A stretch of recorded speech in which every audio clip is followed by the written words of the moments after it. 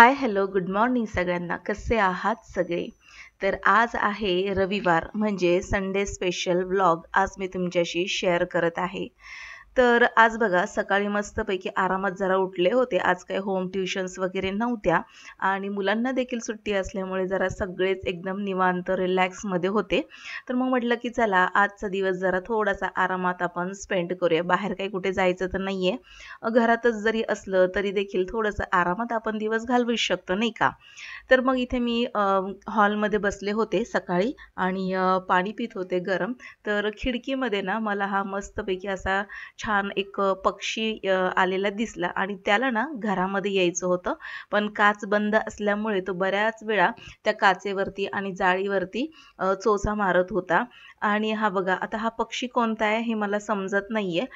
साधारणपणे ग्रे आणि ब्राउनिश शेडमध्ये टिपके आहेत त्याच्या पूर्ण पंखांवरती. आणि हा बघा हा पक्षी. तर मला असं वाटतं ना ह्या पक्ष्याचं नाव ससाना पक्षी असावा, कारण की हे जे पिल्लू आहे हा एकदम पूर्णपणे मोठा पक्षी नाहीये, पिल्लू आहे हे.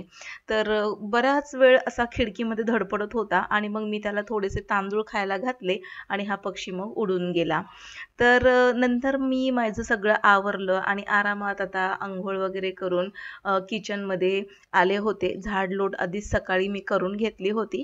पण मग लादी पुसायची बाकी होती तर म्हटलं की चला कंटाळा केला की मग तसाच कंटाळा होऊन घरातली कामं तशीच पडतात आणि मग घर एकदम अस्वच्छ वाटायला लागतं, धूळ लागायला लागते पायाला. आणि म्हणून मी काय केलं की लगेचच अंघोळ वगैरे करून मग लादी वगैरे पुसायला घेतली. तर रात्रीची जी पण काही भांडी वगैरे होती तर ती मी सगळी लावून टाकली ट्रॉलीमध्ये आणि आता इथे पूर्ण घर आता पुसून घेते. रविवार जरी असला तरी आपल्या गृहिणी ज्या आहोत आपण, तर आपल्याला काही कामापासून सुट्टी नसते. फक्त एवढंच असतं की थोडंसं आरामात आपलं काम चाललेलं असतं. पण मला असं वाटतं की बऱ्याचशा गृहिणी लवकर देखील उठत असतात रविवारच्या दिवशी. तर आज असंच आहे की रोजचं काम जे आहे ते एकदम लवकर सुरू न होता इथे माझं रविवारी थोडंसं लेट सुरू होतं. कारण की 5 वाजता न उठता रविवारी मी साधारणपणे 7 वाजता उठते, म्हणजे 2 तास लेट उठते. तर त्याचा परिणाम थोडंसं काम लेट होत जातं.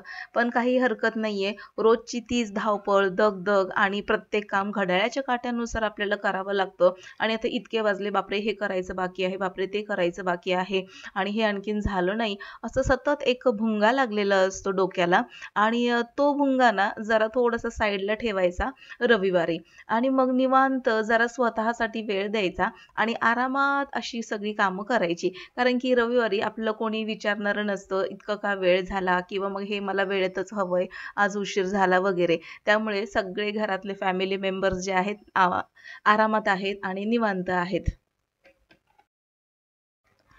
तर मोठा आणखीन झोपलेला आहे. लहान त्याचा आवरून मस्तपैकी गेम खेळत बसलेला आहे. आज रविवार म्हटल्यानंतर कसलंच टेन्शन नाहीये. आणि इथे माझे मिस्टर गेलेले आहेत क्रिकेट खेळायला. तर आज आहे त्यांची क्रिकेटची मॅच. त्याच्यामुळे आम्ही देखील तिघंजण एकदम निवांत असतो. कारण की ते आरामात 11, 11:30 पर्यंत घरी येतात किंवा मग कधी-कधी मॅच जर पूर्णपणे जिंकत गेले, तर पूर्ण दिवस दुपार बाहेरच असतात आणि डायरेक्ट संध्याकाळी येतात. त्यामुळे रविवारचं इतकं काही टेन्शन घ्यायची गरज नाही. पण आज त्यांनी फोन केला होता, की आज मी जरा म्हणजे 11, 11:30लाच येणार आहे. तर म्हटलं की ठीक आहे, या म्हटलं. आणि मग आजचा रविवार म्हणून काहीतरी स्पेशल व्हायलाच हवंय. तर आदल्या दिवशीच मला विचारत होते, की उद्या तुम्हाला काय हवंय खायला म्हणून. तर म्हटलं की काहीही चालेल. मुलं जास्त इंटरेस्ट घेत नाहीत खाण्यामध्ये नॉन-व्हेज वगैरे. तर आम्हाला तर आवडतं. पण मग म्हटलं की चला काहीतरी आणा तुम्ही तुमच्या आवडीचं. तर बोलले की ठीक आहे आणतो मी आणि ते बनवशील का असं त्यांनी मला विचारलं. तर याआधी मी कधी ही रेसिपी बनवली नव्हती. पण आपलं YouTube आहेच. तर या YouTube दादाने आम्हाला मस्तपैकी मदत केली ती रेसिपी बनवायला. तर ती रेसिपी कोणती ती देखील मी तुम्हाला पुढे सांगते. घराचं सगळं क्लीनिंग वगैरे झालं आणि आता इथे किचनमध्ये ना लादी वगैरे पुसेपर्यंत इथे मी स्लो गॅसवरती दूध ठेवलं होतं आणि आता हे दूध बघा उतू गेलेलं आहे. म्हणजे मी इथे विचार करते, की आज रविवार आहे, कामं जरा आरामात करावी. तर कामं आरामात तर होत चालली आहेत, पण वाढीव कामं देखील होत चाललेली आहेत. तर स्लो गॅस होता तरी देखील दूध थोडंसं उतू गेलं. तर आता हे पूर्णपणे क्लीनिंग, कारण की गॅसवर जर दूध वगैरे सांडलं, तर मला ते अजिबात आवडत नाही गॅसवर दूध सांडलेलं किंवा मग किचनच्या ओट्यावरती किंवा मग लादीवर कुठे दूध किंवा चहा वगैरे सांडलेला. तर आता मला ते क्लीन करून घ्यायचंय. पण सगळ्यात सुरुवातीला मी काय करणार, फटाफट इथे त्यांना नाश्ता बनवून देणार आहे. तर ते आले होते घरी माझे मिस्टर आणि त्यांना हवं होतं हाफ फ्राय. तर त्यांनी ना येताना गावठी अंडी आणली होती, माहिती नाही कुठून. तर म्हटलं की चला त्यांना हाफ फ्राय बनवून देते. तर इथे ना 2 अंड्यांचा हाफ फ्राय बनवून घेते लगेचच. आणि अंड फोडत असताना थोडंसं अंड देखील माझ्याकडनं गॅसच्या शेगडीवरती पडलेलं आहे. आणि म्हणतात ना की नकटीच्या लग्नाला 700 विघ्न. कामं सोपं करायची आहेत आणि झटपट करायची आहेत, तर त्यासाठी मध्ये मध्ये असं काही ना काही होत जातं. तर असो हे सगळं क्लिनिंग करायचं आहे. तर म्हटलं सगळं स्वयंपाक झाल्यानंतर पूर्ण गॅस ओटाच पूर्णपणे धुवून काढेन. तर इथे ना मी काय केलं, अंड्यावरती थोडंसं असं तिखट आणि थोडंसं मीठ भुरभुरवलं आणि आता हे बनवून तयार झालेलं आहे एग फ्राय. म्हणजे हाफ फ्राय तयार केलेला आहे इथे. मला नाही आवडत हाफ फ्राय खायला, कारण की हे ना भरपूर असा याचा स्मेल येतो, वास येतो. त्यामुळे मला नाही आवडत. हे माझे मिस्टर आणि मुलं आवडीने खातात, तर आता हे दोघांना देखील मी देणार आहे. तर सकाळी आमचा नाश्ता झाला होता. सकाळी मी नाश्त्याला पोहे वगैरे बनवले होते, पण फक्त माझे मिस्टर बाकी होते नाश्त्याचे आणि त्यांच्यासाठी मी हे बनवलेलं आहे. पण लहान आला आणि मध्येच म्हणाला की मला पण ते खायचं आहे, म्हणून मग मी त्याच्यासाठी पण लगेचच सेम पॅनमध्ये बनवून घेतलं. कारण की आपण गृहिणी इतक्या स्मार्ट असतो की एक काम 2 वेळा करायचं नसतं. त्याच कामामध्ये पटकन काम जर होत असेल तर आपण त्याच्यामध्येच उरकून घेतो. तर आता बघा हे मी प्लेटमध्ये काढून घेते आणि याच पॅनमध्ये पटकन हे जे पाव त्यांनी आणलेले आहेत तर ते गरम करून देते. हाफ फ्राय बरोबर या लोकांना पाव खायला फार आवडतात. म्हणजे पावासोबत हाफ फ्राय छान लागतं असं त्यांचं म्हणणं आहे. तर इथे मी गरम करत ठेवलंय आणि दूध साईडला काढून घेतलंय. तोपर्यंत आता इकडे ना बाजूला मी चहा वगैरे गरम करून त्यांना लगेचच नाश्ता वगैरे देणार आहे. आणि ही जी अंडी आहेत ही मी पुन्हा बंद करून फ्रीजमध्ये ठेवून देते.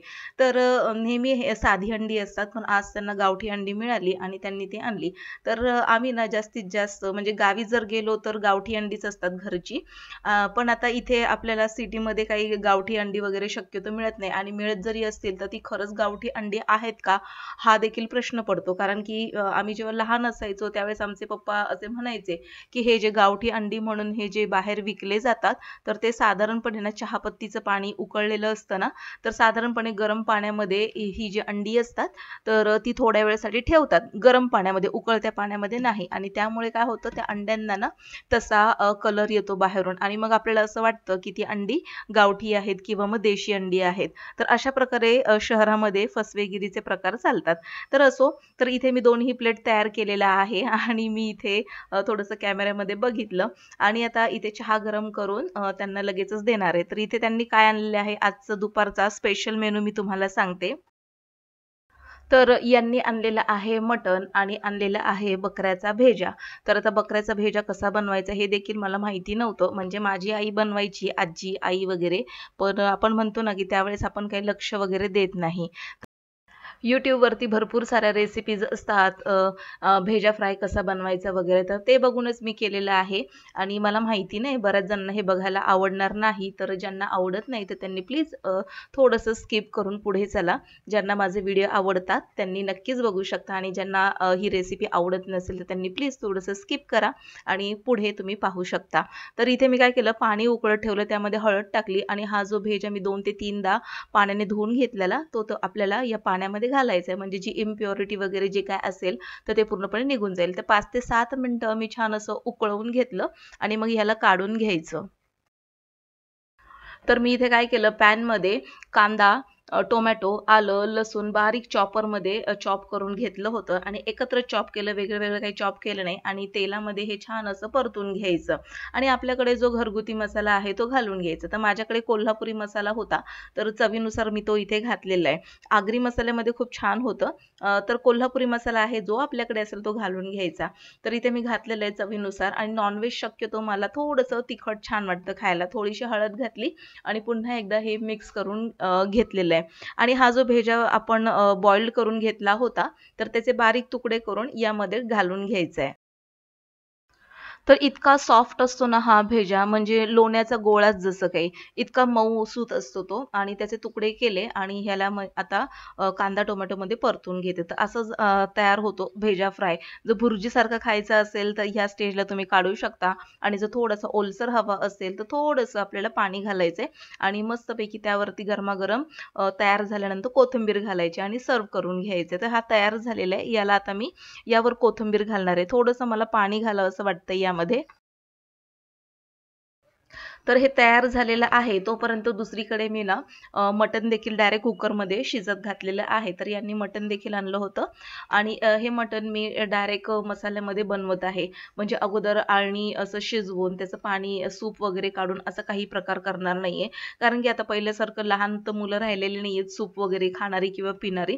त्यामुळे मग मी काय करते डायरेक्टच मसाल्यामध्ये हे करते. तर मसाल्यामध्ये मी काय केलं कांदा, खोबरं सोबतच अख्खे गरम मसाले आणि थोडीशी आलं, लसूण, कोथिंबीर घालून त्याचा मसाला तयार केला. मटण अगोदर तेलामध्ये हळद, तिखटामध्ये फ्राय केलं आणि मग त्यामध्ये मसाला घालून छान असं वाफवून घेतलं. मसाल्याने तेल सोडलं की मग त्यामध्ये गरमागरम उकळलेलं पाणी घालून घ्यायचं. तर झटपट मटण कुकरमध्ये बनून तयार होतं. जास्त काही वेळ लागत नाही. तर इकडे बाजूच्या गॅसवरती मटण मी शिफ्ट केलेलं आहे. 4 ते 5 शिट्यांमध्ये तयार होऊन जाईल. तोपर्यंत मी लगेचच भाकऱ्या करायला घेतल्या. तर माझ्याकडे ना तांदूळ, त्याच्यानंतर ज्वारी आणि गव्हाचं पीठ असतं आणि योगायोगाने हे तिन्ही पीठं संपत आलेली आहेत. म्हणजे थोडं-थोडं शिल्लक आहे. मग मी काय केलं शनिवारी म्हणजे आदल्या दिवशी हे सगळी दळणं चक्कीमध्ये दिली होती. पण मग ती आणली गेली नाहीत. तर मग आज सकाळीच मग यांनी काय केलं जाऊन पटकन हे दळण घेऊन आले. तर आता इथे मी ना ज्वारीच्या भाकरी बनवून घेत आहे. तर आता हे ज्वारीचं पीठ खूप छान असं चिकट आहे त्यामुळे गरम पाणी वगैरे न घालताच मी थंड पाण्यामध्ये पीठ मळून घेतलं आणि आता ह्या भाकरी बनवून घेते. तर आता भाकरी देखील काही जास्त लागणार नाहीयेत कारण की मुलं नॉनव्हेज खात नाही मी असं तुम्हाला सांगितलं. पण मग इथे मी भेजा बनवून घेतलेला आहे आणि तो ना अंड्याच्या भुर्जीसारखाच दिसत आहे. तर मी मुलांना अंड्याची भुर्जी म्हणून असं खायला देणार आहे. कारण की भेजा बनवून झाल्यानंतर दोघंही मुलांनी किचनमध्ये एक फेरी मारली होती आणि त्यांनी बघितलं होतं काय आहे. तर दोघंही म्हणाले, "अंड्याची भुर्जी बनवली आहे का?" तर मी म्हटलं की "हो." आणि मग आता काय करणार आहे, आता ही भाकरी गरमागरम तयार झाली की त्या दोघांना जेवायला देणार आहे. आणि आता इथे बघा मस्तपैकी गोल गरगरीत तवा भरून अशी मी भाकरी थापून घेतलेली आहे. पातळ असतात भाकरी म्हणजे जास्त काही जाड वगैरे नसतात. आणि एवढंच आहे की भाकरी मी लहान न थापता मोठ्या-मोठ्या बनवते तवा भरून. म्हणजे एक भाकरी खाल्ली की पोट भरून जातं. 2-2, 3-3 भाकरी लहान-लहान करण्यापेक्षा एक भाकरी केलेली परवडते. तर आता हे भाकरी मी शेकून घेते. तोपर्यंत इथे बाजूला कुकर देखील होतोय. तर आज नाश्त्यामध्ये मुलं असं म्हणत होती, की मिसळ पाव बनवायचा आहे. पण बर्थडेला मी आत्ताच जस्ट पावभाजी वगैरे बनवलेली. त्यामुळे सारखं-सारखं पाव खाणं देखील बरोबर नाहीये, असं मी मुलांना सांगितलं. आणि म्हणून नाश्त्याला सकाळी आज पोहेच झाले होते. आणि मग यांनी पुन्हा अंडा फ्राय, एग हाफ फ्राय खाण्यासाठी पाव आणले होते. मग त्यासाठी आता पुन्हा मुलांना एकाला मी एग फ्राय बनवून दिलं आणि मग त्याने ते पावाबरोबर खाऊन घेतलं. तर आपण कितीही म्हटलं, की पाव वगैरे नाही खायचे, पण असे काहीतरी प्रकार बनले जातात घरामध्ये आणि त्याच्यासोबत आपल्याला ते द्यावंच लागतं. आता इथे भाकरी तयार झालेली आहे, मस्त टम्म वगैरे फुगलेली आहे. अशा सगळ्या मी भाकरी बनवून घेतल्या आणि सगळा स्वयंपाक आता इथे माझा झालेला आहे.